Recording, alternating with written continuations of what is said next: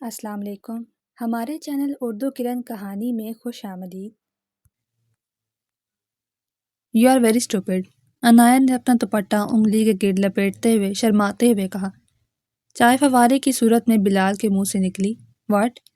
وہ یکدم ہی اپنی جگہ پر اٹھ کھڑا ہوا اور حلق کے بل دھاڑا۔ تم ہوش میں تو ہو؟ جانتے بھی ہو کہ کیا کہہ رہی ہو؟ اس کا بس نہیں چل رہا تھا کہ سامنے کھڑی گھبرائی شرمائی ہوئی لڑکی کی گردن مروڑ ڈالے، جو کہ اسے بے وقوف کہہ کر یوں خوش ہو رہی تھی جیسے اسے دنیا کے سب سے بڑے خزانے کی کنجی مل گئی ہو۔ آپ کو یقین نہیں آ رہا نا؟ مجھے بھی یقین نہیں آ رہا۔ میں نے اتنا بڑا انگلش کا جملہ سیکھا ہے۔ میں نے یہ سب کچھ صرف اور صرف آپ کے لیے کیا ہے۔ وہ بھی یہیں پر رکی نہیں تھی۔ اسے لگ رہا تھا کہ وہ خوشی کے مارے پاگل ہو گیا ہے۔ دوسری طرف بلال کا غصے سے حال خراب ہونے لگا۔ میں نے ایک اور بات بھی سیکھی ہے، رکے میں آپ کو بتاتی ہوں۔ وہ کیا تھی؟ ہاں، you are looking like angry monkey. یہ کہہ کر وہ ایک بار پھر سے شرمانے کا شگر پورا کرنے لگی، جبکہ بلال کا دل کر رہا تھا کہ وہ اپنا ماتھا پیٹنا شروع کر دے۔ وہ اس کے قریب گیا اور اس کا بازو پکڑ کر ایک جھٹکے سے اسے اپنی جانب کھینچا۔ عنایا نے شرماتے ہوئے اپنی نگاہیں جھکا لی تھی۔ وہ اس کے کانوں میں جھکا۔ عنایا کو لگ رہا تھا کہ وہ کوئی محبت بھرا جملہ ادا کرے گا۔ تم سے بڑی بے وقوف اور جاہل لڑکی میں نے اپنی ساری زندگی میں نہیں دیکھی۔ تمہیں اندازہ بھی ہے کہ تم یہاں کہہ کیا رہی ہو؟ یہ الفاظ نہیں تھے بلکہ پگھلا ہوا سیسا تھا جو کسی نے اس کے کانوں میں انڈیلا تھا۔ وہ بے یقینی سے اس دشمن جاں کے چہرے کو دیکھنے لگی جو اس وقت اس کے انتہائی نزدیک موجود تھا، لیکن اس کے چہرے پر صدا کی اجنبیت پھیلی ہوئی تھی۔ یوں لگ رہا تھا جیسے ان دونوں کے درمیان صدیوں کا فاصلہ ہو۔ عنایا تو یہ فاصلہ ختم کرنا چاہتی تھی، لیکن بلال کا ایسا کوئی ارادہ نہیں تھا۔ تم جانتی ہو کہ تم نے ابھی تھوڑی دیر پہلے مجھے کیا کہا ہے؟ اب وہ اپنی گرفت اس کی بازو پر مضبوطی سے جماتے ہوئے بولا۔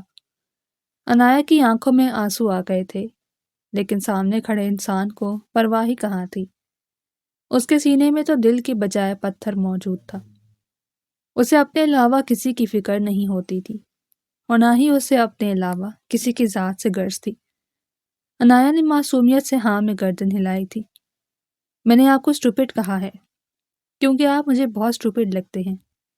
آپ کے بولنے کا انداز، آپ کے چلنے کا انداز، آپ کی بات کرنے کا انداز، ہر چیز اسٹوپڈ ہے۔ یہ کہہ کر وہ پھر سے شرمانے لگی۔ آج تو تم نے انگلش بولنے کی کوشش کی ہے، مہربانی کر کے دوبارہ ایسی کوشش مت کرنا، ورنہ میں بہت برے طریقے سے پیش آؤں گا۔ اسٹوپڈ کا مطلب پتہ بھی ہے کیا ہوتا ہے؟ ہاں مجھے پتہ ہے نا۔ اس کا مطلب ہوتا ہے کہ آپ بہت ہی خوبصورت ہیں۔ جی نہیں، اس کا مطلب یہ ہے کہ آپ بہت بڑے بے وقوف ہیں۔ ہائے اللہ، یہ میں نے کیا بول دیا؟ اس نے فوراً ہی اپنے لبوں پر ہاتھ رکھ لیا۔ اس دوران وہ غیر ارادی طور پر بلال سے بھی دور ہو گئی۔ وہ اسے تھوڑے ہی فاصلے پر کھڑی، آنکھوں میں آنسو بھرے، بلال کے چہرے کو گھورے جا رہی تھی۔ میں نے آپ کو بے وقوف کہا ہے؟ اللہ، مجھ سے ناراض ہو جائیں گے۔ یہ میں نے انہیں کیا کہہ دیا؟ پلیز مجھے معاف کر دیں۔ پلیز اللہ تعالیٰ سے میرے لیے بد دعا مت کیجیے گا۔ میں وعدہ کر یا جسٹ شٹ اپ، خاموش ہو جاؤ اور یہاں سے دفع ہو جاؤ۔ میں تمہاری شکل بھی نہیں دیکھنا چاہتا۔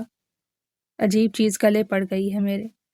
اسے ڈانٹتا ہوا وہ گاڑی کی چابی اٹھا کر بیرونی دروازے کی طرف بڑھ گیا، جبکہ وہ خاموشی سے کھڑی اس وقت تک اسے دیکھتی رہی جب تک اس کی آنکھیں آنسوؤں سے دھندلا نہیں گئیں۔ میری کیا غلطی ہے؟ وہ روتے ہوئے بولی تو سامنے ہی اس کے کزنوں کا ٹولہ موجود تھا۔ اس کو ساری کہانی سمجھ میں آ چکی تھی۔ یہ کزن جان بوجھ کر اسے عجیب و غریب قسم کے فکرے یاد کرواتے تھے اور پھر بعد میں اسے اس کے شوہر کے ہاتھوں ذلیل کرواتے تھے۔ وہ ان کی بات کا جواب دیے بغیر ہی اپنے کمرے کی طرف چلی گئی تھی۔ امی جان، بابا جان، آپ لوگ کیوں مجھے چھوڑ کر چلے گئے؟ اگر آپ لوگ میری زندگی میں موجود ہوتے تو کسی کی بھی مجال نہیں تھی کہ وہ میرا مذاق بناتا۔ اس نے بلا شبہ اسکول کے بعد پڑھائی نہیں کی تھی، لیکن اب آ کر اس سے احساس ہوا تھا کہ انگلش سیکھنا کتنا ضروری ہے، اور اسے انگلش سیکھنے میں انٹرسٹ بھی تھا، لیکن کوئی بھی کزن اس کے ساتھ سیریس نہیں ہو رہا تھا۔ ہر کوئی اسے عجیب و غریب قسم کی باتیں سکھاتا اور بلال کے پاس بھیج دیتا۔ وہ جب انگلش میں کوئی بات کرتی تھی بلال کو غصہ آ جاتا۔ وہ اسی طرح سے ہی اسے ڈانٹ کر گھر سے نکل جاتا۔ رات کے کھانے پر سب لوگ موجود تھے، لیکن وہ اپنے کمرے میں چھپ کر بیٹھی ہوئی تھی۔ بلال کو ایک بار اس کی کمی کا احساس ہوا تھا، لیکن اگلے پل اس نے اپنا سر جھٹک دیا۔ مجھے کیا ضرورت ہے اس کی فکر کرنے کی؟ اگر بھوک ہوگی تو خود ہی آ کر کھانا کھا لے گی۔ ارے عنایا بیٹا کہاں پر ہے؟ صبح سے مجھے نظر نہیں آ رہی۔ امی جان اس کی طبیعت خراب ہے اور اپنے کمرے میں لیٹی آرام کر رہی ہے، نادیہ نے سنجیدگی سے کہا۔ اس دوران اس نے ایک نظر اپنے چھوٹے بھائی پر ڈالی، جس کے ہاتھ پل بھر کے لیے رکے تھے، لیکن وہ پھر سے کھانا کھانے میں مصروف ہو گیا تھا۔ ارے جا کر پتہ کرو میری معصوم بچی کو کیا ہوا ہے۔ بالکل بھی معصوم نہیں ہے، وہ اندر سے پوری ہے۔ ماریا نے بھی گفتگو میں حصہ لیا تھا۔ دادی جان آپ کو پتہ ہے کہ آج اس نے کیا کیا ہے؟ دلاور لالا کو اس نے اسٹوپڈ کہا اور اینگری منکی بھی کہہ رہی تھی۔ ضرور اسے یہ سب کچھ تم نے ہی سکھایا ہوگا، یہ مجھے کیوں نہیں بتاتی ہو؟ دادی اس کی رگ رگ سے واقف تھی۔ انہوں نے اسے ٹوکا تو وہ گڑبڑا گئی۔ پتہ نہیں آپ لوگ مجھ پر اتنا شک کیوں کرتے ہیں؟ اس نے یہ کہہ کر اپنی گردن جھکا لی۔ سکندر کو بھی اپنی غلطی کا احساس ہو رہا تھا، کیونکہ ان کے چھوٹے سے مذاق کی وجہ سے بلال نے اس سے اچھی خاصی باتیں سنا دی تھی، اور وہ صبح سے اسی وجہ سے ہی اپنے کمرے سے باہر نہیں نکل رہی تھی، کیونکہ اسے شرمندگی ہو رہی تھی۔ کھانا کھانے کے بعد دلاور اپنے کمرے میں جانے کے بجائے لان کی طرف بڑھ گیا۔ جانتا تھا کہ اس وقت محترمہ چہل قدمی کرتی ہے، سردی بہت شدید تھی، لیکن وہ پھر بھی لان میں گھوم رہی تھی۔ اپنے کمرے میں جاؤ ورنہ بیمار ہو جاؤ گی، اس نے سرسری انداز میں کہا۔ عنایا نے اس کی بات کو مکمل طور پر اگنور کیا۔ میں نے کہا ہے کہ اپنے کمرے میں جاؤ، یہاں پر بہت سردی ہے، بیمار ہو جاؤ گی۔ اس کا لہجہ تھوڑا سا بلند ہو گیا تھا۔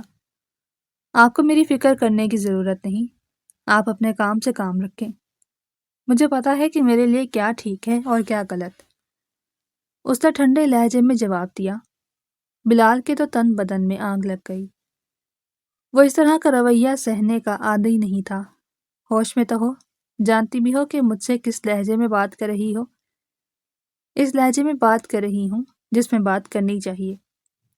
تمہارے کچھ زیادہ ہی پڑھ نکل آئے ہیں، لگتا ہے کہ مجھے انہیں کاٹنا پڑے گا۔ اس کا خون غصے سے کھولنے لگا۔ ایک تو وہ اس لڑکی سے ہمدردی جتا رہا تھا، اور اوپر سے وہ لڑکی اسی کے ہی سر پر ناچ رہی تھی۔ یو نو واٹ، تم اس قابل ہی نہیں ہو کہ تمہارے ساتھ نرمی کی جائے۔ یہ کہہ کر غصے سے سر جھٹکتا ہوا وہ حویلی کے اندرونی حصے کی طرف بڑھ گیا، جبکہ وہ بھی غصے سے لان میں پڑے ہوئے بینچ پر جا کر بیٹھ گئی۔ سردی سے اس کی حالت خراب ہونے لگی تھی، گال لال ہو گئے تھے اور ہونٹ بھی نیلے پڑ گئے تھے، مگر اس کا غصہ کم ہونے کا نام ہی نہیں لے رہا تھا۔ بلال بھی اپنے کمرے کی بالکنی میں کھڑا اطمینان سے چائے پی رہا تھا، اور اس کے چہرے کے تاثرات دیکھ کر اندازہ لگانے کی کوشش کر رہا تھا کہ اس کے ذہن میں کیا چل رہا ہے۔ عنایا غصے سے بھری ہوئی بیٹھی تھی۔ ایک بار پہلے بھی اس کے کزنز نے اس کے ساتھ مذاق کیا تھا، جس کی وجہ سے اسے بہت شرمندگی اٹھانی پڑی تھی۔ تب وہ نئی نئی یہاں پر آئی تھی، گھر میں پارٹی تھی، کزنز کے کہنے پر وہ دلاور کے پاس گئی تھی، اور سب دوستوں کے سامنے اس نے دلاور کو کہا تھا، ول یو میری می؟ دلاور بری طرح شرمندہ ہو گیا تھا۔ اس کے دوست بھی عجیب و غریب نظروں سے دیکھنے لگے تھے۔ بعد میں دلاور نے اسے اچھا خاصا ذلیل کیا، اور آج بھی وہی سب کچھ ہوا تھا۔ دلاور کی نظر بھٹکتی ہوئی سکندر پر پڑی تو وہ فوراً سے چوکنا ہو گیا۔ سکندر اگلے پل عنایا کے ساتھ ہی بینچ پر تھوڑا سا فاصلہ بنا کر بیٹھ گیا۔ بلال مزید برداشت نہ کر سکا اور اپنے بیڈ کی طرف بڑھ گیا۔ مجھے کیوں اتنی جیلسی ہو رہی ہے؟ مجھے کون سا اس لڑکی کی ذات میں کوئی انٹرسٹ ہے؟ میری بلا سے جو مرضی کرے، بھاڑ میں جائے، مجھے فرق نہیں پڑتا۔ اس نے چائے کا آدھا کپ غصے سے میز پر پٹکا اور سونے کے لیے لیٹ گیا۔ جبکہ سکندر نایا کے ساتھ باہر سردی میں بیٹھا ہوا تھا۔ اس طرح سے یہاں پر اکیلے کیوں بیٹھی ہوئی ہو؟ مجھ سے بات مت کرو، میں تم سے ناراض ہوں۔ عنایا نے گردن پھیرتے ہوئے کہا، یار آئی ایم ریئلی سوری، مجھے بالکل بھی اندازہ نہیں تھا کہ وہ اتنا ہائپر ہو جائے گا۔ ہم تو بس مذاق کر رہے تھے۔ تم لوگ مذاق نہیں کر رہے تھے، بلکہ تم لوگ میری ذات کی کمیوں کی دھجیاں اڑا رہے تھے۔ اگر مجھے انگلش نہیں آتی تو اس میں میرا کیا قصور ہے؟ چچا جان نے مجھے کبھی کالج بھیجا ہی نہیں تھا، اسکول بھی بڑی مشکل سے مر مر کر بھیجا تھا انہوں نے۔ سب کو لگتا تھا کہ میں اپنی ماں کی طرح بد کردار نکلوں گی اور ان کی عزت پر دھول جھونک کر حویلی چھوڑ کر بھاگ جاؤں گی۔ وہاں پر سب لوگ مجھے اس وجہ سے نفرت کرتے تھے کیونکہ میں بد کردار عورت کی بیٹی تھی، اور یہاں پر اس وجہ سے نفرت کرتے ہیں کیونکہ میں ان لوگوں کی طرح پڑھی لکھی نہیں ہوں۔ یہ کہہ کر اس نے اپنا چہرہ دونوں ہاتھوں میں چھپایا اور پھوٹ پھوٹ کر رونے لگی۔ سکندر کو اب خود پر بہت زیادہ غصہ آ رہا تھا۔ اس کا دل کر رہا تھا کہ وہ اپنا منہ توڑ ڈالے۔ اسے تو اندازہ بھی نہیں تھا کہ یہ لڑکی اندر سے اتنی ٹوٹی ہوئی ہے۔ دیکھو تم پلیز ریلیکس ہو جاؤ، میں تم سے وعدہ کرتا ہوں کہ اب تمہیں کبھی بھی پریشان نہیں کروں گا، بلکہ میں ایک اور پرومس کرتا ہوں، آج کے بعد میں تمہیں انگلش سکھاؤں گا۔ دیکھنا تمہاری انگلش ان سب لوگوں سے بھی زیادہ اچھی ہو جائے گی۔ مجھے اب تم لوگوں پر ٹرسٹ نہیں۔ واہ، تم تو بڑی جلدی انگلش کا لفظ سیکھ گئی ہو، یعنی تم ایک ذہین اسٹوڈنٹ ثابت ہونے والی ہو۔ سکندر نے یہ کہہ کر اس کے بال بکھیرے تو وہ ہڑبڑاتے ہوئے اپنی جگہ پر اچھل پڑی۔ اس طرح سے مجھے ہاتھ مت لگایا کرو، مجھے اچھا نہیں لگتا۔ پلیز میری بات کو مائنڈ مت کرنا، لیکن مجھے یہ سب کچھ پسند نہیں ہے۔ سکندر نے سنجیدگی سے اس کے چہرے کو دیکھا۔ جی ٹھیک ہے ملکہ عالیہ، دوبارہ آپ کو شکایت کا موقع نہیں دوں گا، لیکن ابھی آپ کو ایک مشورہ دینا پسند کرنا چاہتا ہوں، اگر آپ مجھے اجازت دیں۔ تو سکندر نے اس کی طرف اجازت طلب نظروں سے دیکھا تو محترمہ نے زور و شور سے ہاں میں گردن ہلائی۔ اب اس کے دل کی بھڑاس بھی نکل چکی تھی۔ اگر تمہیں کسی پر غصہ آتا ہے تو اس طرح سے رونے کے لیے نہ بیٹھ جایا کرو، بلکہ اس شخص کی اینٹ سے اینٹ بجا دیا کرو۔ اس طرح سے تمہارا غصہ بھی ختم ہو جائے گا اور تمہارے دل کو بھی سکون ملے گا۔ اب جس طرح سے تم اس فضول آدمی کی باتوں کو گلے لگا کر بیٹھی ہوئی ہو، تمہیں تو چاہیے تھا اسے سبق سکھا دیتی، لیکن میں کیا کر سکتی ہوں، میرے میں تو اس جیسی پاور ہی نہیں۔ انہوں نے تو مجھے ایک مکہ مارنا ہے اور میری ناک ٹوٹ جائے گی۔ یہ کہہ کر اس نے معصومیت سے اپنی گردن جھکا لی۔ ارے میں تمہیں مارنے پیٹنے کے لیے نہیں کہہ رہا، بدلہ لینے کے اور بھی بہت سے طریقے ہوتے ہیں۔ ابھی بہت رات ہو گئی ہے، تم جاؤ اپنے کمرے میں جا کر آرام کرو، کل میں تمہیں وہ سارے طریقے بتا دوں گا۔ اس کے بعد دیکھنا تمہاری زندگی کتنی پرسکون ہو جائے گی۔ جب بھی وہ تمہیں ڈانٹے گا تم اسے بدلہ لے کر اپنے حساب کتاب برابر کر لینا۔ ڈن؟ وہ پرجوش لہجے میں بولی۔ سکندر نے اس کی طرف دوستی کا ہاتھ بڑھایا اور پھر بے اختیار وہی ہاتھ اپنے بالوں میں پھیرنے لگا۔ کھڑکی میں کھڑے بلال کی آنکھیں جل رہی تھیں۔ یہ لڑکی اپنے آپ کو سمجھتی کیا ہے؟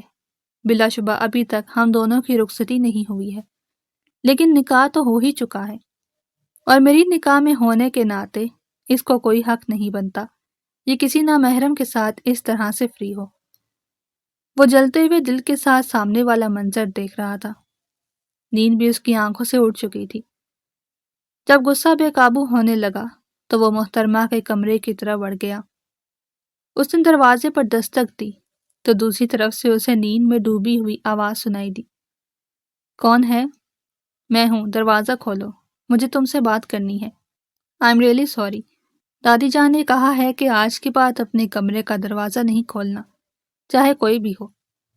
چپ چاپ دروازہ کھولو ورنہ میں دروازہ توڑ کر اندر آ جاؤں گا۔ آپ چاہے دروازہ اکھاڑ کر اندر آ جائیں، لیکن میں لاک نہیں کھولوں گی۔ آپ یہاں سے چلے جائیں ورنہ میں دادی جان سے جا کر آپ کی شکایت لگا دوں گی کہ آپ روز رات کو مجھے پریشان کرتے ہیں۔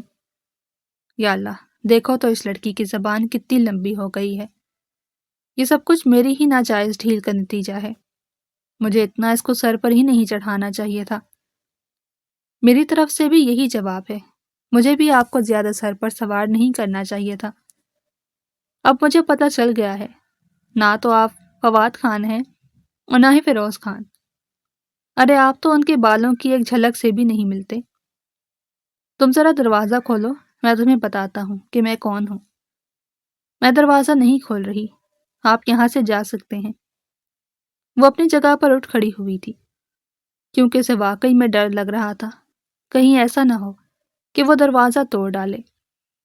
صوفے کو بڑی مشکل سے گھسیٹتے ہوئے وہ دروازے تک لائی۔ اندر سے آنے والی آوازوں کو وہ بخوبی سن سکتا تھا۔ وہ اس کے اس طرح سے خوف زدہ ہونے پر زیر لب مسکرا دیا۔ آج تمہیں صوفے نے بچا لیا ہے، لیکن کل تمہیں میرے چنگل سے کوئی بھی نہیں بچا پائے گا۔ دھمکیاں آمیز انداز میں کہتا ہوا وہ اطمینان سے اپنے کمرے کی طرف پلٹ گیا، جبکہ وہ اسی صوفے پر ہی گر کر سو گئی۔ صبح اس کی آنکھ کھلی تو سورج کی روشنی اس کے چہرے پر گر رہی تھی۔ آج اسے سکندر کے ساتھ انگلش لرننگ انسٹیٹیوشن میں ایڈمیشن لینے کے لیے جانا تھا۔ صبح صبح ہی وہ دادی جان کے کمرے میں فیس کے پیسے لینے کے لیے پہنچ گئی۔ کہاں پر جانے کا ارادہ ہے؟ وہ بھی اس طرح کے عجیب و غریب حلیے میں۔ بلال نے اس کے تیل سے بھرے پراندے لگے بالوں پر ایک نظر ڈالتے ہوئے کہا۔ دوپٹے کو اس نے گلے میں ڈالا ہوا تھا اور رنگ برنگی قمیض شلوار پہنے وہ اپنے آپ کو پرانی فلموں کی ہیروئن تصور کر رہی تھی۔ بلال اسے بتانا چاہتا تھا کہ یہ 21ویں صدی ہے۔ اگر تمہیں فیشن کا شوق بھی ہے تو آج کل کے دور کے مطابق فیشن کرو۔ ابھی بھی نہ جانے کیوں محترمہ کا سر سے اترا ہوا دوپٹہ اسے برا لگ رہا تھا۔ اسی وجہ سے اس نے اسے ٹوک دیا۔ آپ نے مجھے کہا تھا کہ ابھی ہم دونوں کا نکاح ہوا ہے، رخصتی نہیں ہوئی، اسی وجہ سے میرے معاملات میں دخل اندازی مت کریں۔ فی الحال مجھ پر صرف اور صرف دادی جان کا حق ہے۔ اس نے دلاور کی آنکھوں میں آنکھیں ڈالتے ہوئے جواب دیا۔ وہ حیران ہو رہا تھا کہ آخر ایک رات میں محترمہ کو ایسا کیا ہو گیا کہ اب وہ اسے ڈرتی ہی نہیں، بلکہ اس کی آنکھوں میں آنکھیں ڈال کر اسے دو ٹوک انداز میں جواب دیتی تھی۔ دادی جان بھی زیر لب مسکراتی۔ دادی جان، مجھے آپ سے ضروری بات کرنی ہے۔ ہاں کرو بیٹا، جب یہ یہاں سے جائیں گے تب بات کروں گی۔ دیکھ رہی ہیں دادی جان آپ اس کی حرکتیں؟ اب تمہیں جو بات کرنی ہے میرے سامنے ہی کرو، کیونکہ میں یہاں سے 1 انچ بھی نہیں ہلنے والا۔ وہ ضدی انداز میں کہتا ہوا دادی کے ساتھ ہی بیڈ پر جا کر نیم دراز ہو گیا۔ وہ بھی اپنے نام کی ایک تھی، کہاں اتنی آسانی سے قابو میں آنے والی تھی۔ کوئی بات نہیں دادی جان، میں تھوڑی دیر کے بعد آ جاؤں گی، آپ مجھے بتا دیجیے گا کہ یہ یہاں سے چلے گئے ہیں۔ اس نے اپنا بٹنوں والا موبائل دادی جان کے سامنے لہرایا اور انہیں کال کا اشارہ کرتی ہوئی اٹکیلیاں کرتی کمرے سے باہر نکل گئی۔ اس کو کیا ہو گیا ہے؟ میں سمجھ نہیں پا رہا۔ تمہیں تو اس میں کوئی انٹرسٹ ہی نہیں تھا، تو کیوں اس کی وجہ سے اتنا پریشان ہو رہے ہو؟ اپنے بزنس کی طرف توجہ دو، تمہیں تو ایک بڑا بزنس مین بننے کا شوق ہے۔ اس لڑکی کو تو تم ویسے بھی بے وقوف اور کم عقل سمجھتے ہو۔ آپ لوگوں نے اس لڑکی کے ساتھ میرا نکاح کیا ہے، تم کون سا اس نکاح کو مانتے ہو؟ یہ کہہ کر دادی جان تسبیح کے دانے گھمانے لگی، جبکہ اس کے پاس الفاظ ہی ختم ہو گئے تھے۔ دادی جان کے ساتھ اس نے کانٹریکٹ سائن کیا تھا کہ اگر 5 سالوں تک اس کی اس لڑکی کے ساتھ انڈرسٹینڈنگ کریٹ نہ ہو سکے تو وہ اس لڑکی کو چھوڑ دے گا، اور دادی بھی اب اسے ایٹیٹیوڈ دکھا رہی تھی، یعنی اس گھر میں کوئی بھی اسے بھاؤ دینے کے لیے تیار نہیں تھا۔ جب سکندر نے انایا کی یہ حالت دیکھی تو اس نے بے ساختہ اپنا ماتھا پیٹ ڈالا۔ گاؤں کی شادی پر نہیں جا رہے ہم، انسٹیٹیوشن میں ایڈمیشن لینے جا رہے ہیں۔ جلدی سے اپنا حلیہ درست کر کے آؤ اور کوئی ڈھنگ کا لباس پہنو۔ مگر میرے پاس تو سارے اسی طرح کے ہی کپڑے ہیں، یعنی اس سے پہلے تمہاری شاپنگ کرنے کے لیے جانا ہوگا۔ مجھے لڑکیوں کی شاپنگ کے بارے میں زیادہ آئیڈیا تو نہیں ہے، لیکن جو تھوڑا بہت پتہ ہے اسی سے کام چل ہی جائے گا۔ سکندر اس سے پہلے اپنے ساتھ شاپنگ مال لے گیا۔ وہاں اس نے عنایت کے لیے ڈھیر سارے پیارے پیارے ڈریسز دیے، اور پھر اس کے بعد وہ اسے پارلر لے گیا۔ وہ اس کے بالوں کو تھوڑا سا چھوٹا کروانا چاہتا تھا۔ عنایا نے تب بھی بہت بڑا ہنگامہ کریٹ کیا، لیکن سکندر نے اس کی ایک بات نہ سنی۔ اس کی ماڈرن طرز پر کٹنگ کروانے کے بعد سکندر نے اس کا ہلکا پھلکا میک اپ کروایا۔ بعد میں جب عنایا نے اپنے آپ کو شیشے میں دیکھا تو اس کے لیے خود کو پہچاننا مشکل ہو گیا تھا۔ واہ یار، میں تو واقعی بڑی میم لگ رہی ہوں، اس نے خوشی سے اچھلتے ہوئے کہا۔ ہاں، سب کچھ سیٹ ہے، اب بس تم نے اسی طرح سے ہی تیار ہونا ہے۔ وہ بڑے بڑے پراندے پہننا چھوڑ دو، وہ چچی نے میرے لیے بڑی محنت سے اپنے ہاتھوں سے بنائے تھے، تو پھر وہ اپنی بیٹیوں کے جہیز کے لیے رکھ دو۔ ہاں، یہ اچھا آئیڈیا ہے۔ سکندر اس کی کم عقلی پر ماتم کے علاوہ اور کچھ نہیں کر سکتا تھا۔ جب وہ لوگ حویلی واپس گئے تو عنایا کو فکر ہونے لگی۔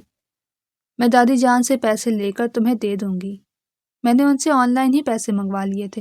پھر سکندر نے اگلے دن اسے اینڈرائیڈ موبائل بھی لا کر دیا اور اسے موبائل چلانا بھی سکھایا۔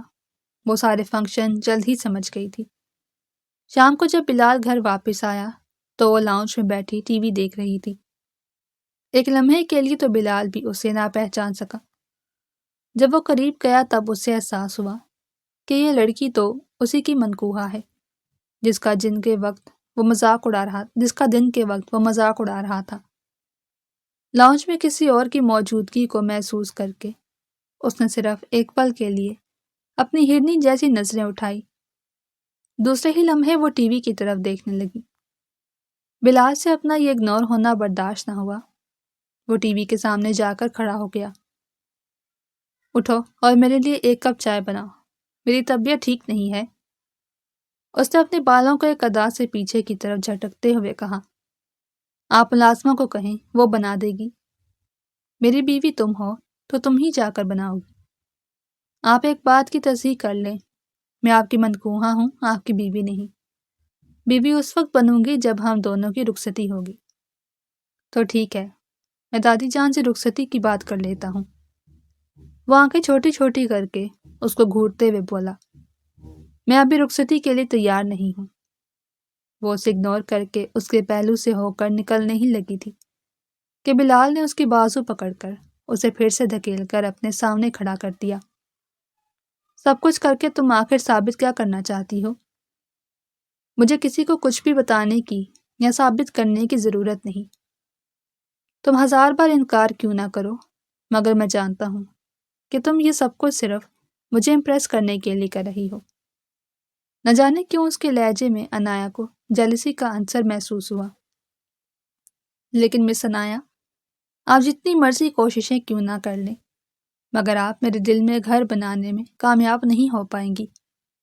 صرف اور صرف 5 سال تک میں آپ کو اپنے سر پر برداشت کروں گا، اس کے بعد ہم دونوں کے درمیان کوئی بھی تعلق نہیں بچے گا۔ آنسوؤں کا گولا عنایا کے گلے میں اٹک گیا، لیکن سکندر نے اسے سختی سے منع کیا تھا کہ اب دوبارہ تم نے اس شخص کے سامنے آنسو نہیں بہانے۔ وہ شخص جتنا خود کو سخت شو کرواتا ہے وہ اتنا سخت نہیں ہے۔ ہم آسانی سے اسے تمہارے سامنے گھٹنے ٹیکنے پر مجبور کر دیں گے۔ عنایا نے آج حیران کن طور پر اس کے سامنے آنسو نہیں بہائے، بلکہ اپنی بازو اس کے ہاتھوں سے چھڑواتی ہوئی تن فن کرتی کمرے میں چلی گئی۔ اس نے دروازہ زور سے بلال کے منہ پر بند کیا تھا۔ وہ غصے سے اپنی مٹھی بھینچ کر رہ گیا۔ سمجھتا کیا ہے یہ اپنے آپ کو؟ امریکہ سے ہی تو پڑھ کر آیا ہے، کون سا سکندر اعظم کی طرح دنیا فتح کر کے آ گیا ہے۔ اگر یہ دنیا فتح کر کے بھی آ جاتا تب بھی میں اس جیسے انسان سے کبھی شادی کرنا پسند نہ کرتی۔ قسمت خراب تھی میری جو میں نے دادی جان کی بات مان لی۔ سوچا تھا کسی اچھے دل والے آدمی سے شادی کروں گی تو زندگی سیٹ ہو جائے گی، لیکن یہاں پر تو یہ خڑوس آدمی مل گیا جو ہر وقت غصہ ہی کرتا رہتا ہے۔ زمانے بھر کا غصہ اتارنے کے لیے بھی میں ہی اس کو ملی ہوں، لیکن اب بس بہت ہو گیا، اب میں اس کو سبق سکھاؤں گی۔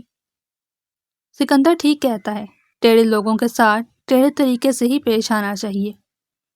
وہ وہیں پر بیٹھ کر منصوبہ بندی کرنے لگی۔ صبح صبح بلال جاگنگ پر جاتا تھا اور اسے بھی صبح سویرے ہی اٹھنے کی عادت تھی، کیونکہ وہ فجر کی نماز قضا نہیں کرتی تھی۔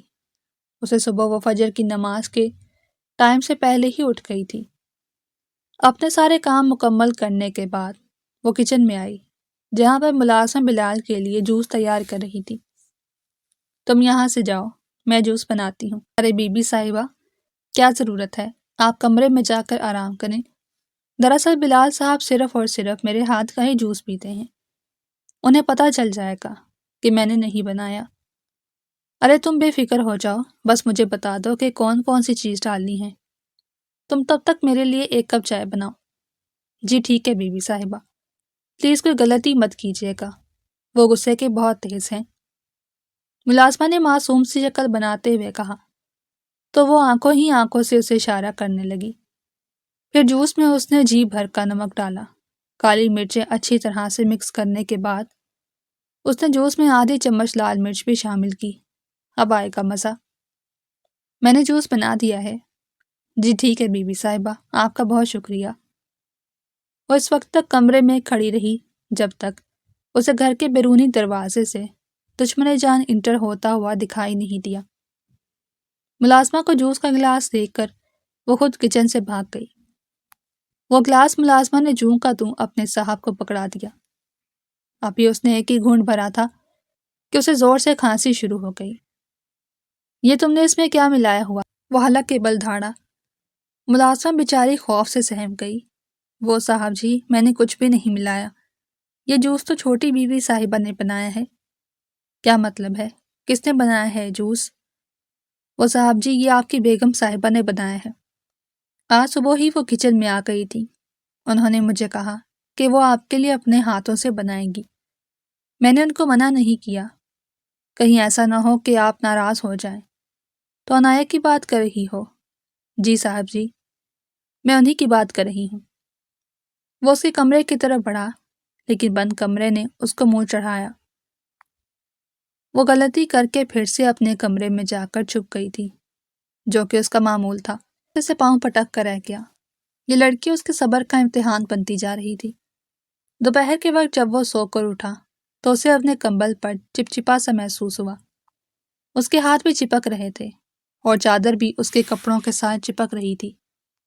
اس نے تھوڑا سا غور کیا تو پتہ چلا وہاں پر ہر جگہ پر گم لگی ہوئی تھی۔ اس کے کمرے کی دیواروں پر بھی نقش و نگار بنے ہوئے تھے۔ ہر دیوار پر ایک برا سا خوفناک قسم کا کارٹون بنا ہوا تھا، جس کے ساتھ ہی ہٹلر لکھا تھا، اور کپڑوں کی الماری سے سارے کپڑے باہر نکلے زمین کو بوسہ دے رہے تھے۔ واش روم کی ٹونٹی کھلی ہوئی تھی اور پانی تیزی سے بہہ رہا تھا۔ آدھے سے زیادہ پانی تو کمرے میں ہی جمع ہو گیا۔ وہ چند لمحوں تک اپنی آنکھیں بند کیے خود کو پرسکون کرنے کی کوشش کرتا رہا۔ پھر وہ اتنی اونچی آواز میں چلایا کہ اس کی آواز حویلی میں موجود ہر کسی نے سنی تھی۔ وہ آواز لاؤنج تک بھی پہنچی۔ عنایہ تیزی سے پہلو بدل کر زور و شور سے دادی جان سے باتیں کرنے لگی، یوں جیسے اس کا اس سب کے ساتھ کوئی واسطہ ہی نہ ہو۔ بلال فریش ہونے کے لیے واش روم میں گیا۔ ابھی اس نے سر پر شیمپو لگایا ہی تھا کہ اچانک سے پانی ہی بند ہو گیا۔ آج سے پہلے کبھی بھی اس نے اس قدر بے بسی محسوس نہیں کی تھی، کیونکہ کبھی بھی کسی نے اسے اس طرح سے پریشان کرنے کی جرت نہیں کی تھی۔ شیمپو لگے بالوں کے ساتھ ہی چینج کر کے وہ کمرے سے باہر نکل گیا۔ ارے آپ کو اتنی کیا جلدی تھی؟ سر تو دھو لیتے۔ بنٹی نے اپنے کزن کو دیکھا تو مسکراتے ہوئے بولا، تم ہٹو سامنے سے۔ وہ لڑکی دادی جان کے پہلو میں ہی بیٹھی نظر آ گئی، لیکن وہ وہاں پر اس کی گردن نہیں پکڑ سکتا تھا، اس لیے تھوڑے ہی فاصلے پر جا کر کھڑا ہو گیا اور خونخوار لہجے میں بولا، تمہاری جرت بھی کیسے ہوئی میرے کمرے میں داخل ہونے کی؟ کیا مطلب ہے آپ کا؟ کون سے کمرے کی بات کر رہے ہیں آپ؟ وہ یوں معصوم بن رہی تھی جیسے اسے کسی چیز کے بارے میں کچھ پتہ ہی نہ ہو۔ میں اپنے کمرے کی بات کر رہا ہوں۔ دادی جان، آپ کو اندازہ بھی ہے کہ اس نے میرے کمرے کا نقشہ بگاڑ دیا ہے، اور ابھی تھوڑی دیر پہلے میں نہا رہا تھا تو اس نے پانی بھی بند کر دیا۔ دادی جان دیکھیں کس طرح کی عجیب و غریب باتیں کر رہے ہیں۔ آپ ان کو بتاتی کیوں نہیں کہ میں صبح 8 بجے سے آپ کے پاس ہی یہاں پر بیٹھی ہوئی ہوں؟ میں یہاں سے 1 انچ بھی نہیں ہلی۔ اگر آپ کو یقین نہیں آتا تو آپ آغا جان سے بھی پوچھ سکتے ہیں، وہ بھی یہیں پر بیٹھے نیوز پیپر پڑھ رہے تھے۔ وہ معصومانہ انداز میں جواب دے رہی تھی، لیکن اس کی آنکھوں میں شرارت ناچ رہی تھی۔ دادی جان نے بھی اس کی گواہی دی اور باقی لوگوں نے بھی اس کی ہاں میں ہاں ملائی، لیکن نہ جانے کیوں بلال کو یقین نہیں ہو پا رہا تھا۔ یہ کام اس کے علاوہ کوئی بھی نہیں کر سکتا تھا۔ وہ غصے سے اپنے کمرے کی طرف پلٹ گیا تو وہ بھی چہل قدمی کرتی ہوئی لان میں آ گئی۔ سکندر کے ہاتھوں پر تالی مارتے ہوئے وہ پرجوش انداز میں چیخی، اور اس نے سکندر سے وعدہ کیا کہ وہ اسے بہت ہی اچھی جگہ پر لنچ کروائے گی، لیکن پیسے اس کے اپنے ہوں گے، کیونکہ یہ کام سکندر نے کیا تھا۔ اس نے اپنی جان پر کھیل کر بلال صاحب کے کمرے کا نقشہ بگاڑا تھا۔ اس سے پہلے اس نے بلال کو بے ہوش ہونے والی دوا سنگھائی تھی۔ یہی وجہ تھی کتنے شور شرابے کے باوجود بھی اس کی آنکھ نہیں کھل پائی تھی۔ ابھی بھی وہ دونوں باہر لان میں ہی بیڈمنٹن کھیل رہے تھے، جبکہ بلال چھت پر کھڑا ان دونوں کو غصے سے گھورے چلا جا رہا تھا۔ وہ سکندر کو جتنا سیدھا سادہ سمجھتا تھا، سکندر اتنا معصوم بھی نہیں تھا، اور آج کل وہ اس کی بیوی کے ساتھ بھی حد سے زیادہ فری ہو رہا تھا۔ دادی جان سے اسے پتا چلا تھا کہ سکندر ہی تھا جس نے اس کی بیوی کا انگلش لرننگ انسٹیٹیوشن میں ایڈمیشن کروایا تھا۔ آخر وہ یہ سب کچھ کیوں کر رہا ہے؟ کہیں وہ اس عورت کو پسند تو نہیں کرتا؟ نہیں، سب کو پتا ہے کہ وہ میری بیوی ہے، اور سکندر بھی میرے بھائیوں جیسا ہے، وہ ایسا نہیں سوچ سکتا۔ پھر وجہ کیا ہے؟ کہیں ان دونوں کے ایک دوسرے کے پاس کوئی راز تو نہیں؟ یا اللہ، میں یہ کیوں سوچ رہا ہوں؟ میرا اس سب کے ساتھ آخر کیا واسطہ ہے؟ مجھے تو خوش ہونا چاہیے کہ اس لڑکی سے میری جان چھوٹ رہی ہے۔ اس نے باقاعدہ طور پر اپنے دونوں ہاتھوں میں کھینچنا شروع کر دیے۔ آج کل وہ لڑکی اس کے حواسوں پر سوار ہو گئی تھی۔ اگر وہ اسے ڈانٹتا تو بدلے میں وہ اسے ایک ایسا سبق سکھاتی کہ اگلے چند دنوں تک اس کا دماغ ٹھکانے پر ہی واپس نہیں آتا، یا پھر وہ لڑکی اس کے کاموں کو بگاڑ دیتی اور وہ کچھ کر بھی نہیں پاتا تھا۔ اس دن ان کے گھر میں بہت بڑی دعوت تھی۔ بلال کی بہت سی فرینڈز بھی وہاں پر انوائٹڈ تھیں۔ دراصل یہ ساری لڑکیاں اس کی کالج کی اور یونیورسٹی کے زمانے کی دوستیں تھیں۔ اس دن انایا بھی سکندر کے ساتھ ہی پارلر سے تیار ہو کر آئی تھی۔ لان میں بھی موجود سب لوگوں کی نظریں اسی پر جمی ہوئی تھیں۔ بلال کے لیے اس کے اوپر سے اپنی نگاہ ہٹانا مشکل ہو گیا تھا۔ آخر کوئی عورت اس قدر حسین کیسے ہو سکتی ہے؟ اس کے لب ہولے سے پھڑ پڑائے، وہ بار بار اس کے حسن میں گم ہو رہا تھا، لیکن تمام تر حق رکھنے کے باوجود بھی وہ اس کے قریب نہیں جا پا رہا تھا۔ ایک انجانی سی دیوار تھی جو ان دونوں کے درمیان کھڑی تھی، جبکہ اس پوری پارٹی میں سکندر ہی اس کے ساتھ رہا۔ پہلے وہ لوگ ایک ٹیبل پر بیٹھ کر باتیں کرتے رہے، پھر مہمانوں سے بھی سکندر نے ہی اس کو انٹروڈیوس کروایا تھا۔ محترمہ کی انگلش بھی کافی حد تک امپروو ہو گئی تھی۔ اب وہ پہلے کی طرح ہچکچاتی بھی نہیں تھی، اس میں کانفیڈنس بھی اچھا خاصا ڈیولپ ہو چکا تھا۔ وہ خود کو کمپوز کرنا بھی سیکھ گئی تھی، اور یہ سب کچھ سکندر اور دادی جان کی ہی بدولت ہوا تھا۔ دادا جان نے بھی اس معاملے میں ان کا ساتھ دیا تھا، کیونکہ جتنی بھی فیس ہوتی وہی ان کے پیسے ادا کرتے تھے۔ وہ اپنے کزن کے ساتھ کسی بات پر کھلکھلا رہی تھی کہ بلال اس کے قریب جا کر ٹھہر گیا۔ جانی پہچانی خوشبو کو محسوس کرتے ہوئے اس کا دل زور سے دھڑکا۔ وہ جتنی بھی کانفیڈنٹ کیوں نہ ہو جاتی، لیکن جب بھی وہ انسان اس کے آس پاس ہوتا تو وہ کنفیوز ہو جاتی تھی، اور آج تو وہ اسے عجیب و غریب نظروں سے دیکھ رہا تھا۔ انایا کو اپنے دل کی دھڑکنیں اپنے کانوں میں سنائی دے رہی تھی۔ بلال کی ایک بیسٹ فرینڈ تھی تہمینہ، جو کہ اسے پسند کرتی تھی اور اسے شادی بھی کرنا چاہتی تھی۔ وہ بلال سے کافی کلوز تھی، اسے انایا کے اور بلال کے تعلق کے بارے میں بھی پتا تھا، اور اسے یہ بھی بات معلوم تھی کہ وہ صرف اور صرف اسکول سے پڑھی ہوئی ہے۔ اس نے کبھی بھی کالج یونیورسٹی کا منہ تک نہیں دیکھا۔ جب مہمان تھوڑے سے کم ہوئے تو وہ اس کے قریب جا کر کھڑی ہو گئی اور اسے پرسنل کویسچن کرنے لگی۔ سکندر بھی اپنے دوستوں کے قریب چلا گیا تھا۔ اب وہاں پر صرف تہمینہ اور انایا ہی ٹھہرے ہوئے تھے۔ مجھے سمجھ نہیں آتی کہ بلال نے تمہیں ایسا کیا دیکھ لیا کہ اس جیسے شخص نے تم سے نکاح کر لیا ہے، تو تم میں کوئی خاص بات نظر نہیں آتی؟ تمہیں ذرا سا بھی اندازہ ہے کہ وہ کتنی بڑی کمپنی کا مالک ہے؟ اس کا اٹھنا بیٹھنا بھی بڑے لوگوں کے ساتھ ہوتا ہے۔ مجھے تو ابھی سے ہی ٹینشن ہو رہی ہے کہ جب بعد میں اس کے کولیگز کو پتہ چلے گا کہ تم صرف اسکول سے پڑھی ہوئی ہو، ایک معصوم سی لڑکی ہو، تو اس پر کتنا زیادہ ہنسیں گے۔ تہمینہ کے لہجے میں اس کے لیے نفرت ہی نفرت تھی۔ آپ کو میری پرواہ کرنے کی ضرورت نہیں، بلکہ اپنی فکر کریں۔ آپ کی اتنی کوششوں کے باوجود بھی میرا شوہر آپ پر ایک نظر بھی نہیں ڈال رہا، اس لیے آپ کا جیلس ہونا بنتا ہے۔ ویسے ایک عورت کے ناطے میں آپ کو مشورہ دینا پسند کروں گی۔ اس طرح کی حرکتیں کر کے آپ نہ صرف اپنے آپ کو اس کی نظروں میں گرا رہی ہیں، بلکہ آپ خود بھی اپنی نظروں میں گرتی چلی جا رہی ہیں۔ لیکن آپ کو ابھی تک آئیڈیا نہیں ہے، جلدی سنبھل جائیں، ورنہ آپ کا انجام بہت برا ہونے والا ہے۔ وہ کہتے ہیں نا کہ جو لوگ کسی اور کے لیے گڑھا کھودتے ہیں سب سے پہلے خود ہی اس میں گر جاتے ہیں۔ تہمینہ کے تو تن بدن میں آگ لگ گئی۔ وہ غصے سے اس پر جھپٹی۔ تم اپنے آپ کو سمجھتی کیا ہو؟ گاؤں سے آنے والی ایک معمولی سی لڑکی مجھے سکھائے گی کہ مجھے کیا کرنا چاہیے اور کیا نہیں؟ ارے تم جیسی لڑکیاں تو میرے گھر میں میرے جوتے صاف کرتی ہیں۔ تمہاری تو قسمت اچھی تھی جو بلال نے تمہیں اپنے گھر میں جگہ دے دی۔ اس سے پہلے کہ تہمینہ اسے مارتی، بلال نے غصے سے تہمینہ کا بازو پکڑ کر اسے پیچھے کی طرف جھٹکا۔ تم پاگل تو نہیں ہو گئی؟ یہ کیا کر رہی ہو؟ اس لڑکی کے ساتھ ایسا ہی سلوک ہونا چاہیے۔ اپنی حد میں رہو، بیوی ہے یہ میری۔ او کم آن بلال، کب تک تم اس عورت کو برداشت کرو گے؟ سب لوگوں کو بتا کیوں نہیں دیتے ہو کہ یہ تمہارے سر پر زبردستی مسلط کی گئی ہے؟ تم نے خود ہی تو مجھے کہا تھا کہ تم اس عورت کو اپنے پاؤں کی جوتی بنا کر رکھو گے۔ اب ایسا کیا ہو گیا ہے جو تم اسے اپنے سر کا تاج بنانے پر مجبور ہو گئے ہو؟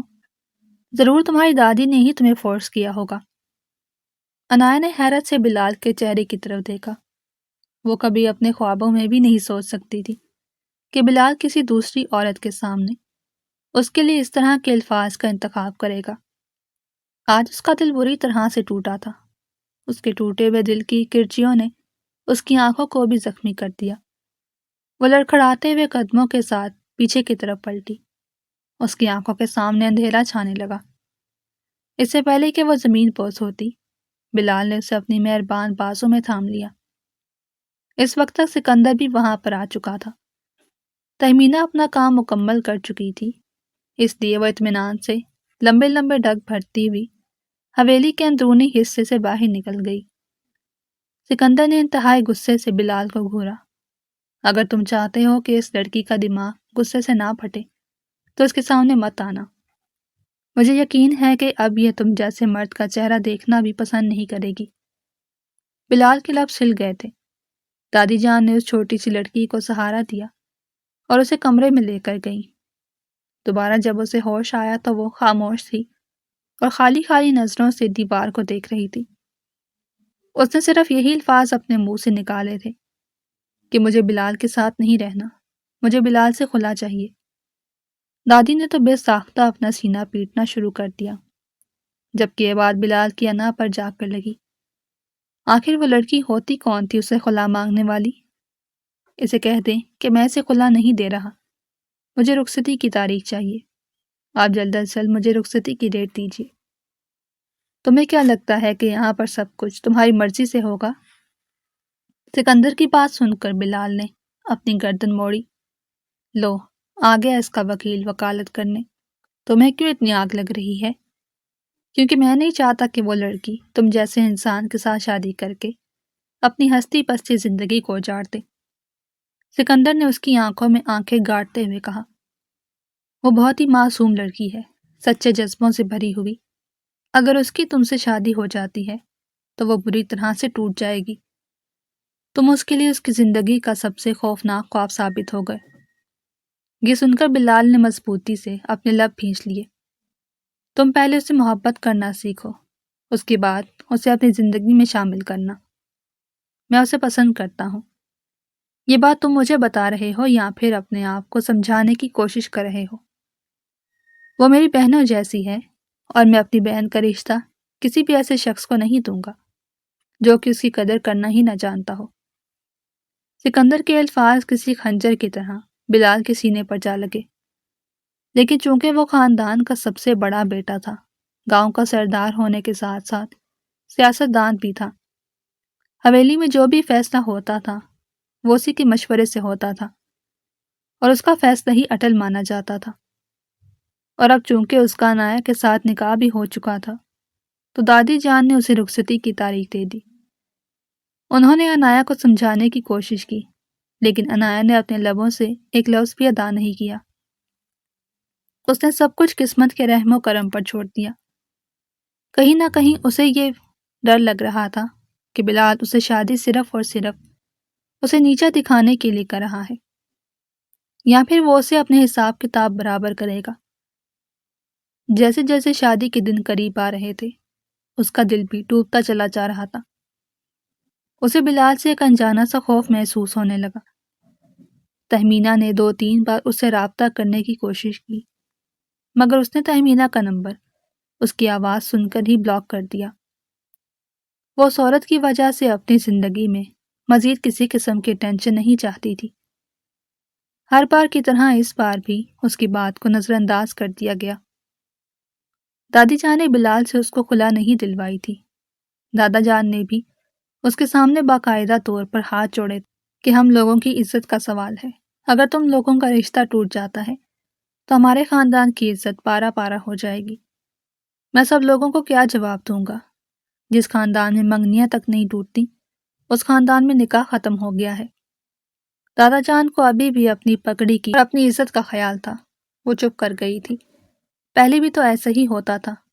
جب سے اس کی ماں باپ کی موت ہوئی تھی تب سے اس کی زندگی کے فیصلے اس کے علاوہ باقی ہر کوئی کر لیتا، یہاں تک کہ اگر کوئی بچہ بھی اس کی زندگی کا فیصلہ کرتا تو اس فیصلے کو بھی قبول کر لیا جاتا، لیکن اگر وہ خود کچھ کہتی تو اسے منع کر دیا جاتا اور اس پر کیے ہوئے احسان یاد کروائے جاتے۔ کبھی کبھار وہ بہت زیادہ ٹوٹ جاتی تھی اور کبھی کبھار صبر کا دامن تھام لیتی۔ اس کی رخصتی کا دن آ گیا تھا۔ بیوٹیشن نے اسے بڑی مہارت سے تیار کیا۔ وہ آسمان سے اتری ہوئی حور معلوم ہو رہی تھی۔ سب لوگوں کی نظریں اس کے حسن میں الجھ رہی تھی۔ تم بے حد خوبصورت لگ رہی ہو، ایک سرسراتی ہوئی آواز اس کے کانوں میں گونجی۔ یہ آواز کسی اور کی نہیں بلکہ بلال کی تھی۔ چند لمحوں کے لیے تو اسے اپنے کانوں پر یقین ہی نہیں آیا، پھر اس نے اسے اپنا وہم سمجھ کر اپنے سر کو جھٹک دیا۔ ان دونوں کا نکاح تو پہلے ہی ہو چکا تھا لیکن دادا جان نے دوبارہ سے ساری دنیا کے سامنے ان کا نکاح کروایا۔ ریلیکس ہو کر بیٹھ جاؤ، گھبرانے کی ضرورت نہیں ہے، کوئی تمہیں کچھ نہیں کہہ رہا۔ بلال نے پھر سے اس کے کانوں میں سرگوشی کی تو وہ تھوڑی سی سنبھل کر بیٹھ گئی۔ اس نے اپنے چہرے کے تاثرات کو نارمل کرنے کی کوشش کی مگر ناکام ہو گئی۔ اچانک ہی اس کی نظر تہمینہ پر پڑی جو کہ ہال کے اندر داخل ہو رہی تھی۔ بلال نے آنکھ کے اشارے سے نمرہ کو آگے بھیجا۔ وہ عنایا کا بازو پکڑ کر اسے گھسیٹتی ہوئی باہر نکل گئی۔ عنایا نے تماشا لگانے کی کوشش کی تھی لیکن نمرہ نے اسے کنٹرول کر لیا۔ میں تم سے وعدہ کرتا ہوں آج کے بعد میری زندگی میں کوئی بھی ایسا شخص شامل نہیں ہوگا جسے تم ڈسٹرب ہوتی ہو۔ بلال نے اسے ایک اور تسلی دی لیکن اب وہ اس پر یقین نہیں کر پا رہی تھی۔ اسے یہ سب کچھ فریب اور نظر کا دھوکہ لگ رہا تھا اور کہیں نہ کہیں اسے یہ بھی لگ رہا تھا کہ بلال صرف اسے حاصل کر کے اپنا مقصد پورا کرنا چاہتا ہے۔ اسی وجہ سے ہی اب وہ اچھا بن رہا ہے۔ وہ رخصت ہو کر تایا جان کے گھر آ گئی۔ یہ وہی حویلی تھی جس سے تھوڑی دیر پہلے وہ ہوٹل گئی تھی اور اب رخصت ہو کر اسی جگہ پر آ گئی۔ کمرہ گلاب کے پھولوں سے بھرا ہوا تھا، ہر طرف بھینی بھینی خوشبو پھیلی ہوئی تھی، جبکہ وہ گھبرائی ہوئی بیڈ پر بیٹھی اپنے شوہر کے آنے کا انتظار کر رہی تھی۔ اس نے اپنے آپ کو ذہنی طور پر ہر طرح کے حالات کے لیے تیار کر لیا تھا۔ اسے لگ رہا تھا کہ وہ شخص آتے ساتھ ہی اس کی روح کی دھجیاں بکھیر دے گا، لیکن ایسا کچھ نہ ہوا۔ وہ شخص کمرے کے اندر داخل ہوا، بالکل نارمل انداز میں اس کے قریب آ کر بیٹھا۔ جیسے ہی اس نے عنایا کے ہاتھوں کو اپنے ہاتھوں میں لیا تو اس کے وجود میں کپ کپی دوڑ گئی، اور اس کی وجہ یہ تھی کہ آج سے پہلے کوئی بھی اس کی اس قدر نزدیک نہیں آیا تھا۔ اس کی آنکھوں میں ڈھیر سارے آنسو جمع ہو گئے جس میں سے کچھ آنسو بلال کے ہاتھوں کے اوپر جا گرے۔ بلال نے بہت ہی احتیاط اور پیار کے ساتھ اپنے ہاتھوں کی پشت سے اس کے گال صاف کیے۔ ریلیکس ہو جاؤ، وہ پھر سے دھیمے لہجے میں بولا۔ تمہیں مجھ سے ڈرنے کی یا گھبرانے کی ضرورت نہیں۔ میرا مقصد تمہیں تکلیف پہنچانا ہرگز نہیں ہے۔ یہ کہہ کر وہ ایک لمحے کے لیے ٹھہرا۔ میں شرمندہ ہوں، میں اپنے کیے پر بہت شرمندہ ہوں۔ میں نے تمہارے ساتھ غلط کیا، مجھے اس چیز کا احساس ہے، اور میں اپنی غلطیوں کا مداوع کرنا چاہتا ہوں۔ میں تمہارے ساتھ ایک نئی زندگی کی شروعات بھی کرنا چاہتا ہوں۔ میں قسم اٹھا کر کہتا ہوں، مجھے کبھی بھی تم سے نفرت نہیں تھی، مجھے بس دادی جان پر غصہ تھا۔ انہوں نے میری مرضی کے بغیر میرا نکاح تم سے پڑھا دیا۔ تم خود ہی سوچو کہ 21ویں صدی میں کون اپنے بچوں کے ساتھ یہ سب کچھ کرتا ہے۔ اگر آپ کو مجھ پر غصہ تھا تو آپ اپنا سارا غصہ مجھ پر اتارتے۔ آپ کو دوسری عورت کے پاس جا کر میری ذات کی دھجیاں اڑانے کی کیا ضرورت تھی؟ وہ شخص جو سب لوگوں کے سامنے میری عزت نہیں کرتا، وہ تنہائی میں کیا میری عزت کرے گا؟ میں تمہاری بہت عزت کرتا ہوں، وہ میں نے اس رات دیکھ ہی لیا تھا۔ یہ کہہ کر اس نے بے دردی سے اپنے آنسو صاف کیے۔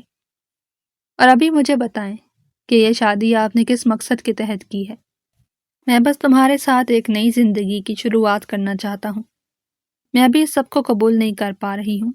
مجھے اس رشتے کو سمجھنے کے لیے تھوڑا وقت چاہیے، اور میں چاہتی ہوں کہ اس دوران ہم لوگوں کے درمیان فاصلہ بنا رہے۔ وہ دو ٹوک انداز میں بولی۔ بلال نے کوئی بحث نہیں کی تھی، وہ اس کی ذہنی حالت کو سمجھ رہا تھا۔ ٹھیک ہے، تم جتنا وقت لینا چاہتی ہو مجھے منظور ہے، اور میں کوشش کروں گا کہ ہم لوگوں کے درمیان فاصلہ بنا رہے۔ یہ کہہ کر وہ گہرے انداز سے مسکرایا اور اس کے گال تھپکتا ہوا واش روم میں فریش ہونے کے لیے چلا گیا۔ جب وہ واپس آیا تو وہ بھی ڈریسنگ روم سے چینج کر کے آ چکی تھی۔ چہرہ دھونے کے بعد وہ خاموشی سے صوفے پر جا کر لیٹ گئی۔ ان دونوں کے درمیان دوبارہ کوئی بات نہ ہوئی، اور نہ ہی ان دونوں میں سے کوئی رات کے وقت سویا تھا۔ وہ دونوں پوری رات ہی جاگتے رہے، دونوں ہی اپنی اپنی سوچوں میں ڈوبے ہوئے تھے اور آنے والے وقت کے بارے میں سوچ رہے تھے۔ نہ جانے قسمت میں ان لوگوں کے لیے کیا لکھا ہوا تھا۔ صبح ناشتے کی ٹیبل پر فوزیہ نے جب عنایہ کا مذاق بنانے کی کوشش کی تو بلال نے اسے فوراً ہی ٹوک دیا۔ اس نے نہ صرف فوزیہ کو منع کیا بلکہ اسے میٹھے میٹھے لفظوں میں ذلیل بھی کر دیا۔ وہ تو شرمندہ ہو گئی تھی اور حیران بھی رہ گئی تھی۔ اسے تو لگ رہا تھا کہ بلال نے عنایہ کو نیچا دکھانے کے لیے شادی کی ہے۔ تیمینہ کا داخلہ بلال کی زندگی میں بالکل ختم ہو چکا تھا۔ وہ اس عورت کو اب ایک سیکنڈ کے لیے بھی برداشت نہیں کر سکتا تھا۔ اس نے تو تہمینہ کو اپنا دوست سمجھ کر اپنے دل کا حال غصے میں بیان کیا تھا، لیکن تہمینہ نے تو اس کا گھر اجاڑنے میں کوئی کسر نہیں چھوڑی تھی۔ بلال اب اس چھوٹی سی لڑکی کے ساتھ بہت ہی عزت سے بات کرنے لگا۔ وہ اس کا بہت زیادہ خیال رکھنے لگا تھا، اس کی ہر خواہش کو اس کے منہ سے نکلنے سے پہلے ہی پوری کر دیتا۔ وہ آہستہ آہستہ عنایہ کو سمجھنے لگا تھا۔ اسے عنایہ کی 5 وقت کی نماز کی عادت بہت اچھی لگتی تھی۔ اس کی دیکھا دیکھی وہ خود بھی نماز سٹارٹ کر چکا تھا۔ اس کے علاوہ جو چیز عنایہ کو پسند تھی وہ وہی کام کرتا۔ کچھ عرصے بعد اسے بزنس ٹرپ کے لیے جانا پڑا۔ اس نے عنایہ کو اپنے ساتھ چلنے کے لیے کہا تو اس نے انکار کر دیا۔ بلال نے تب بھی ضد نہیں کی تھی اور اکیلا ہی ٹرپ پر آ گیا، لیکن وہاں پر جا کر اسے احساس ہوا کہ وہ عورت اس کی زندگی کا کتنا اہم حصہ بن گئی ہے۔ تقریباً 2 ہفتوں کے بعد وہ واپس لوٹا۔ اس کے ہاتھوں میں عنایہ کے لیے بھی ٹکٹ موجود تھا۔ وہ اسے اپنے ساتھ یہ کہہ کر لایا تھا کہ ہم لوگ ڈنر کرنے جا رہے ہیں، لیکن جب گاڑی ایئرپورٹ پر جا کر رکی تو عنایہ نے بے یقینی سے بلال کے چہرے کو دیکھا۔ یہ مجھے کہاں پر لے آئے ہیں؟ جہاں پر میں ہوں وہیں پر ہی تمہیں لے کر جا رہا ہوں، کیونکہ مجھے احساس ہو گیا ہے میرا تمہارے بغیر گزارا نہیں۔ وہ بالکل خاموش ہو گئی۔ اس کا دل خوشی سے بھر گیا تھا، کیونکہ اس بات کا احساس تو اسے بھی ہو گیا تھا۔ جب سے بلال حویلی سے گیا تھا وہ مزید الجھی رہنے لگی تھی، دل وسوسوں سے بھر گیا تھا۔ اسے احساس ہو گیا تھا کہ بلال اس کی زندگی کا کتنا اہم حصہ بن چکا ہے۔ وہ اپنے آپ کو پہلے سے بھی زیادہ گروم کر چکی تھی۔ اس کا ڈریسنگ سینس امپروو ہو گیا تھا، اس کا بات کرنے کا رنگ ڈھنگ بھی چینج ہو گیا تھا۔ اس میں سب سے بڑا ہاتھ سکندر کا تھا۔ بلال نے اسے گفٹ کے طور پر جب ایک گاڑی دی تو سکندر کی حالت بھی دیکھنے والی تھی۔ عنایا اس کی گرم جوشی دیکھ کر کھل کر مسکرا دی۔ ارے بلال، آپ نے تو میرا دل ہی خوش کر دیا۔ ویسے کیا میں پوچھ سکتی ہوں کہ آپ مجھے کس خوشی میں دے رہے ہیں؟ بس میرا دل ویسے ہی تم پر خوش تھا، اس لیے تو میں یہ گاڑی گفٹ کر دی۔ اس نے گہری نظروں سے اپنی بیوی کو اپنے حصار میں لیتے ہوئے کہا، تو وہ بات سمجھتی ہوئی ہاں میں گردن ہلا گئی۔ خوشی خوشی گاڑی لے کر گھر سے باہر نکل گیا۔ جیسے ہی جہاز ایئرپورٹ پر لینڈ ہوا، عنایا کا دل بھی سنبھل گیا۔ وہ پہلی بار جہاز میں سفر کر رہی تھی، اسی وجہ سے تھوڑی سی انکمفرٹیبل بھی تھی۔ ایک بار بھی بلال نے اسے برا محسوس نہیں کروایا، بلکہ وہ ہر بار ہی اس کی سبکی کو کم کرنے کی کوشش کرتا۔ وہاں پر جا کر بلال نے اسے اپنی محبت کا اظہار کیا اور بے بسی سے کہا کہ اب میں مزید برداشت نہیں کر سکتا ہوں۔ یہیں پر ہی میرے صبر کا پیمانہ لبریز ہو رہا ہے۔ صرف ایک بار مجھ پر اعتبار کر لو۔ وعدہ کرتا ہوں کہ کبھی تمہارے اعتماد کو ٹھیس نہیں پہنچاؤں گا۔ اس کے لہجے میں یقین موجود تھا، وہ بھی اب اس چھپن چھپائی کے کھیل سے تھک چکی تھی۔ اس نے مضبوطی سے بلال کا ہاتھ تھام لیا، وہ بھی اب اپنی زندگی میں سکون چاہتی تھی۔ اگر آپ کو ہماری کہانی پسند آئی ہو تو چینل کو سبسکرائب، ویڈیو کو لائک اور شیئر ضرور کریں۔